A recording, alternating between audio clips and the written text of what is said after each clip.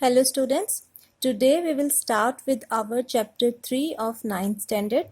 The name of the topic is tissues in plants and animals, and in this video we will cover the plant tissues. See, as we know that tissues are the group of similar cells that performs a specific function. If I'll revise it a bit, see, cell is the basic structural and functional unit of life. When number of cells join together, group together to perform a specific function, they are termed as tissues. When number of tissues join together, they form organ. Like we have organ, we can take an example of tongue. See, tongue is an organ and it has a number of tissues in it. Epithelial tissues, muscular tissues, nervous tissues. So number of tissues together, they form an organ. Number of organs together form organ system. Number of organs like our tongue, then our food pipe, stomach, small intestine, large intestine, it forms an organ system. Which organ system it forms? It forms our digestive system. And the number of organ system together, they form the organism. So this is the basic introduction of the topic. Now, if we talk about specifically the plant tissues, they are of two types, meristematic and permanent. Well, meristematic plant tissues are those that keep on dividing continuously. Meristematic cells are those group of immature cells that undergoes cell division throughout their life. Now we go through the characteristics of these meristematic cells. The cells that are meristematic in nature, they are small in size because they do not grow much in size. They don't get that much of time to grow bigger because they are dividing continuously. They are having thin walls because they don't have time to deposit cellulose in their cell walls because they are dividing. So they are having thin walls.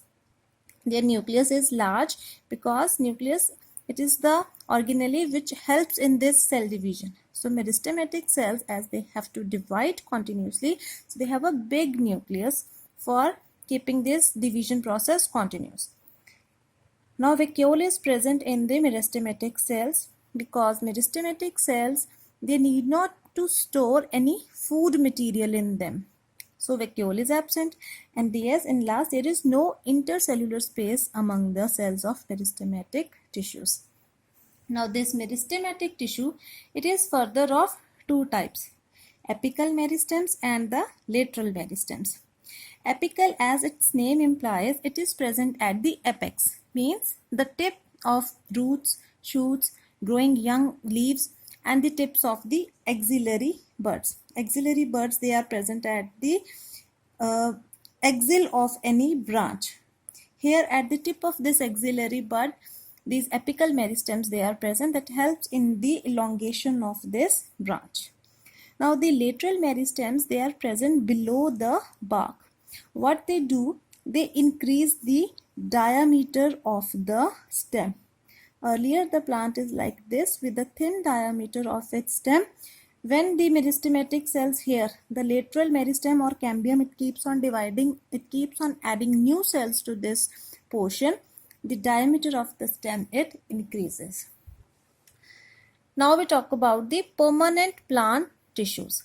Now permanent plant tissues, their name implies that they have lost their ability to divide, and also they have taken a permanent shape and a permanent function to perform throughout their life. Now depending upon the functions these permanent tissues perform, generally the permanent plant tissues, they are of three types. The one who plays active role in the protection of the various parts of the plant are termed as protective permanent tissues. Then the supporting permanent tissues, and third one is the conducting permanent tissues. So we'll do with this protective.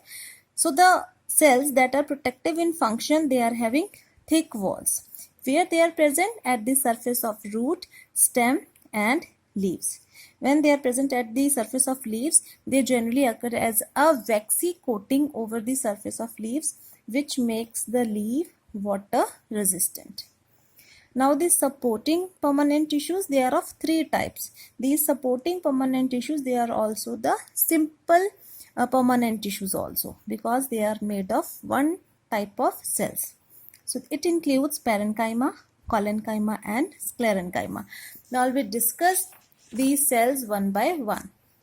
See, the parenchyma cells, they are found in the soft parts of the plant, like its cortex and pith. What are the characteristics of the parenchymatous cells? These parenchymatous cells, they have thin walls, a large central vacuole and some granules. Granules we have discussed, that store the food material. When these parenchyma cells, they are present in the leaves, sometimes they do have the chloroplast in them. When the parenchyma cells, they have chloroplast in them, such cells are known as chlorenchyma cells, and they do the process of photosynthesis. Then we have collenchyma cells. Collenchyma cells are elongated. As you can see, they are elongated, the lengthier ones. Their cell wall is thickened at the corners. Where these collenchyma cells are found, they are found at the leaf stalk, the portion which attaches it with the stem, below the epidermis of stem. And what function these collenchyma cells do? They help to support plant parts wherever they are present. If they are present in the stalk, so they support this plant part. The stalk, it is supported by these collenchyma cells.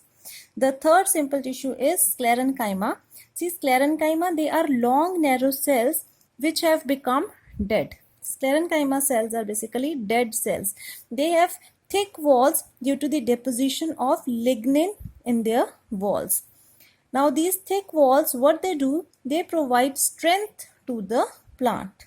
And where these sclerenchyma cells are found?